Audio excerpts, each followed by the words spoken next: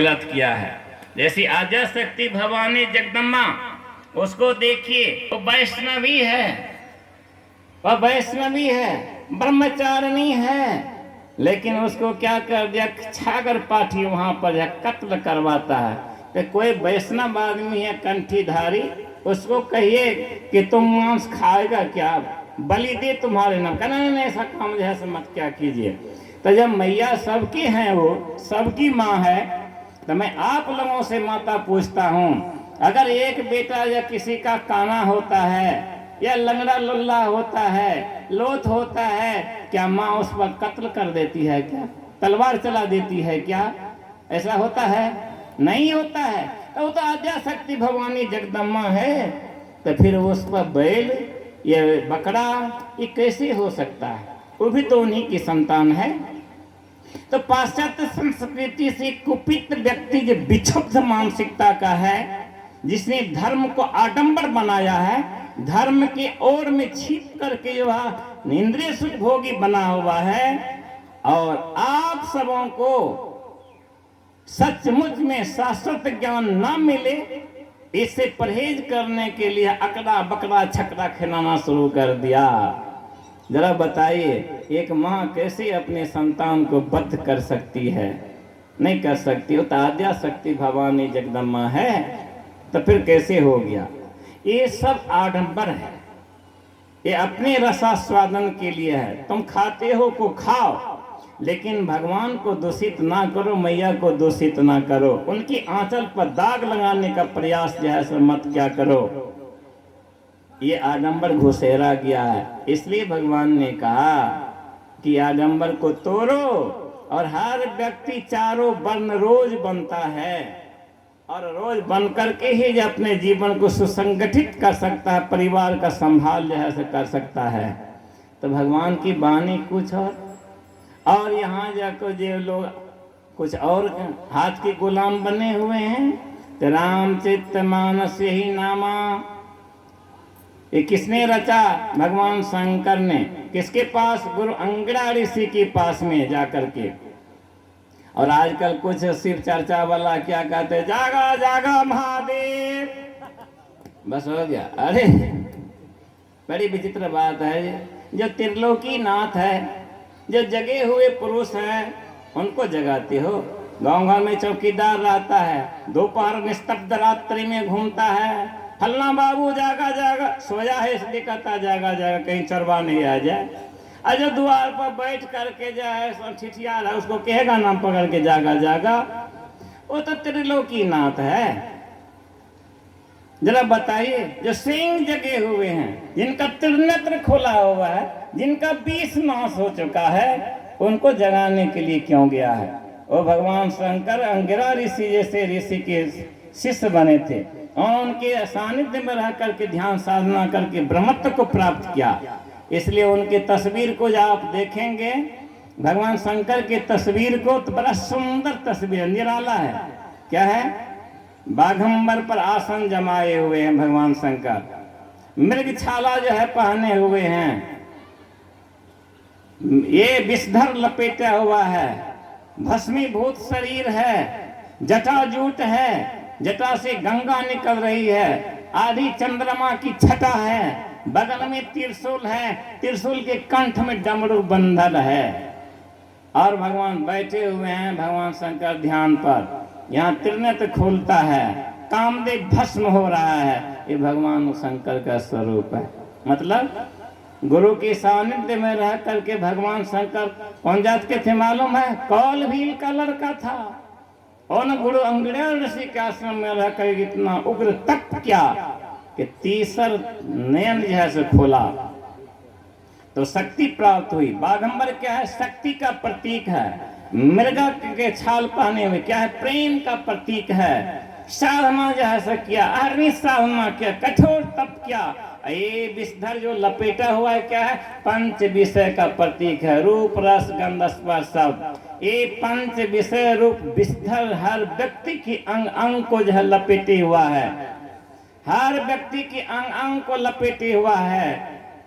लेकिन जो गुरु की शरण में रह करके तप करते हैं, ध्यान करते हैं, साधना करते हैं, उस साधना से जो शक्ति प्राप्त होती है वही बाघंबर का प्रतीक है। उससे प्रेम उत्पन्न होता है प्रभु परमात्मा के शरण में। वो जो है मृगछाला का प्रतीक है, उसे जो है नयन खोलता है, तीसर नयन।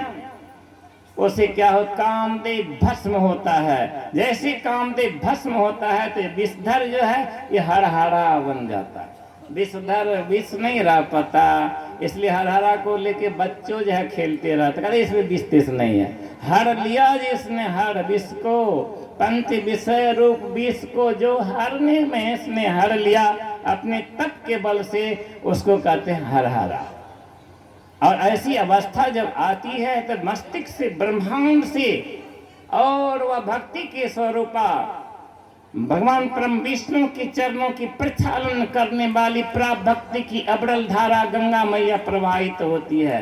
भक्ति की सानंदता है, संपन्नता है, और वहाँ पर आधा चांद है जो शीतलता का प्रतीक है, आनंद का प्रतीक है, शांति का प्रतीक है। नाश क्या होता है, बगल में त्रिशूल है, त्रिविध सूर दारुण दुख दावन, जो भी पाठ में किया है। तीनों प्रकार की दरिद्रताएं, तीनों प्रकार का ताप, तीनों प्रकार की गरीबी कंगाली सब नाश हो जाती है। कब, जब डमरू अर्थात नाद ध्यान में प्रवीणता को हासिल करके सार शब्द रूप को प्राप्त कर लेता है। तब यहाँ पर ये लिखा हुआ है का आखिर ऐसा होता है क्यों, ऐसा करने से होता क्या है, तो का मन करी विषय अनल बन जरई, होई सुखी सो यही सर परई। कहे संसार वासियों, जो चाहते हैं अपने मन रूपी इस नाग को जो है नाश करने के लिए, विषय को मात देने के लिए, विषय से निर्विषय की ओर जाने के लिए, अमृत तत्व को प्राप्त करने के लिए, तो ये मन रूप मदांध गजराज जो विषयों की उद्यान वाटिका में पंच पुष्प रूप फल को प्राप्त करना चाहता है, जिसमें उसमें रमन करता, भ्रमण परिभ्रमण करता है, दौड़ धूप करता है, उछल कूद करता है, उसी में रमा चाहता, इसका नाश हो जाता है। मन करी विषय अनल बन जरई।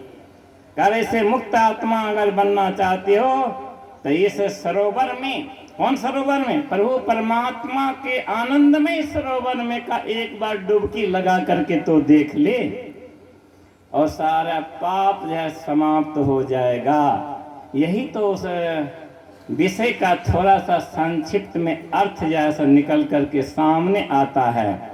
इसलिए हम सबों को भी उस पर विचार करना चाहिए और गुरु प्रदत्त मंत्र के अनुसार अभ्यास करना चाहिए था। तब अपना पहले कल्याण होगा ना, तब जाकर के संसार का कल्याण हम कर सकते हैं। लेकिन इसमें शालीनता की मूर्ति बनना ही पड़ेगा। निर्मलता, पवित्रता, परिमलता, स्वच्छता, सम्यता, दिव्यता को ग्रहण करना पड़ेगा। गुरु सिखाते हैं नम्र बनो, मातृदेवो भव, पितृदेवो भव, आचार्य देवो भव। उनकी चरण में जैसे झुकाते हैं, इसलिए कि माता पिता प्रथम देव है, उनकी चरण शरण में रहना पड़ेगा। इसलिए आवश्यकता है माता पिता को सम्मान देने की, उनकी सेवा करने की। लेकिन आजकल तो मैं समाप्त कर रहा हूँ, आजकल तो बड़ा डिजिटल इंडिया हो गया है ना। आजकल के कुछ पुतोह जो आती है तो सास ससुर की सेवा नहीं करना चाहती है। क्यों? कहती है हम मैट्रिक पास है सासू माई, मैट्रिक हमारी अभी बैठी नहीं है, मैट्रिक चार्ज है, और हम इंटर भी कर लिए हैं, इसलिए अगर 82 अढ़ाइएगा तो हंटर भी हम चला देंगे, क्योंकि हम साइकिल पर चलने वाली है, हमारी देह नहीं लिवेगी, लाइए नौकरानी। गजब वाली बात है। तो हमने कहा कि बहन जी आज तक तुम साइकिल पर चला करके चली आई सासू को हंटर चलाने के लिए, तुम अगर यदि इस दिन जो है माँ बन जाओगी, तुम सासू बन जाओगी, और तुम्हारी पुतोह कहीं मोटरसाइकिल वाली चली आई, एक धक्का किक मार करके दे दे, तुम्हारा हाल क्या होगा? तो मुंह लटका लिए से करके, मैंने वो हुआ जी कहाँ से बलिया चला आया। हमने कहा अगर यदि 4 व्हीलर वाली चली आई तब क्या होगा? राम राम सत्यन। अरे पहले तुम तो माँ की सेवा करो, तो तुम्हारे कोख में पलने वाला बच्चा भी देखेगा और पैदा लेगा तो हमारी माँ अपनी माँ की सेवा क्या करते हैं। ये माँ गंगा से निर्मल धारा है। बेटा कितना बड़ा हो जाता है, IAS IPS बन जाता है, डॉक्टर इंजीनियर बन जाता है, विदेश में रहता है, लेकिन जब पत्र आता है कि हम आ रहे हैं तो भर दिन वो अगना द्वार करते रहती, बेटा कब आएगा? इन आंखों से उनके सूरती को देख लें। ऐसी माँ को तुम भूखी प्यासे करते हो। यह बाप तुमको क्या नहीं कमा करके दिया, इसको रखते हो? ना ना ना ना, ये देवी देवता है, इनका आराधना उपासना करो, तब समाज का निर्माण करो। एक बार सुन लीजिए, एक रोटी कम खाइए, बच्चे को पढ़ाइए अच्छे स्कूल में, अच्छे शिक्षक के पास में, चैत्य निर्माण करवाइए। आपका बच्चा क्यों नहीं IAS IPS बनेगा, डॉक्टर इंजीनियर बनेगा, साइंटिस्ट बनेगा, वर्ल्ड फेमस स्कॉलर क्यों नहीं बनेगा? इसमें कंजूसी मत कीजिए, तब वो लंठ गोपाल हो जाएगा। इसलिए प्रतिद्वंदिता को, दंडता को, विषमता को नाश करने के लिए शिक्षा अनिवार्य है। Education is the great virtue of human life. कभी नहीं बिसरिएगा इस चीज को, जरूरी है हर नौजवान को। और मैं गांव वाले को, आए हुए नौजवान भाइयों को कहता हूं, बाबू बड़ी कर्मठता के साथ करो। विद्यार्थी जीवन ब्रह्मचर्य तपस्या का जीवन होता है। ये व्रत ल करके तुम साधना करो, देखो सफलता की मोती को चूमने में तुम्हें देर यह नहीं लगेगी। और माता पिता की सेवा करो, समाज की करो, राज राष्ट्र की सेवा करो। और सीमा सरहद पर हमारे वीर बांकरा की ओर एक बार नयन पसार करके देखो, क्या शौर्य उसके चेहरा में जैसे दिख रहा है, क्या शक्ति सामर्थ्य, क्या ललक है मातृभूमि के रक्षा करने के लिए। और माता पिता की सेवा करते करते करते जब शरीर छूट जाए, यथासाध भोज कर दीजिए। लेकिन कोई समाज के लोग जो मरण होते हैं, जमीन बेचो भोज करो, गजब वाली बात, ऐसा मत कीजिए। खा भरपूर माँ बाप की सेवा संस्कार जैसा कीजिए। ये गुरु का, संतों का ये फरमान है, आदेश है, मेरा भी निवेदन है। और अब तो मैं समाप्त कर रहा हूँ, बुरा नहीं मानिएगा। फिर कभी भगवान की कृपा होगी तो आएंगे आप लोगों का दर्शन करने के लिए। लेकिन मैं एक प्रार्थना के स्वर में कहना चाहता हूँ, इन माताओं से, बहनों से, तुम्हारा कोख जितना पवित्र है, गर्भ जितना पवित्र है, बुद्धि भी उतनी ही पवित्र बनाने का प्रयास करो। क्योंकि जितने अवतार बाद हुए हैं माँ के कोख से ही हुए हैं, जितने वीर बांकरा हुए हैं माँ के गर्भ से हुए हैं, जितने ऋषि मुनि तपस्वी हुए माँ के गर्भ से जैसे हुए हैं। इसलिए आप महान हैं और आप ही भारत हैं, आप ही भारत हैं। आपकी बुद्धि, संस्कार, ज्ञान, विज्ञान, सोच, समझदारी भारत है, जो कि भारत रत्न को पैदा जैसा करती है। आवश्यकता है। और उन वीर बांकराओं की ओर भी ऐसा देखा कीजिए जो आपके कोख से पैदा लेने वाला सीमा सरहद की रखवाली पर है। लेकिन कोई साधु महात्मा मुझे आज सुनने में मिला कि भाई विरोध हमरा कर रहे थे, माने मीठी स्वर में विरोध कर रहे थे। क्या करें, देखो कौन था वो, तभी नाम बताया, वो कागजों फेंक दिए। वो आया, वृद्ध लोग आए, कहा स्वामी जी, का क्या, कहा आप गर्मियों में ही काहे रखे रहते हैं, ये वो पाग बांधे रहते हैं। हमने कहा तो समय नहीं है, चलिए वहीं पर उत्तर दे दूं। मैं जिस दिन संकल्प करके इस धरती से निकला था, धरती पर से, मैं आप लोगों से प्रार्थना के स्वर में, गुरु साक्षी है, मैं कह देता हूं, मैं एक लंगोटी फाड़ करके कपड़ा लिया था, बेशकीमती पोशाक भी मुझे भगवान ने पहनाया। उस सुख को तिलांजलि दे करके डोंगरी का बिस्टी फाड़ करके निकला था और माँ वसुंधरा के चरणों की माटी का सौगंध खाया था। यही एक पाक और ये मेरे जीवन के कफन बन करके चलता है।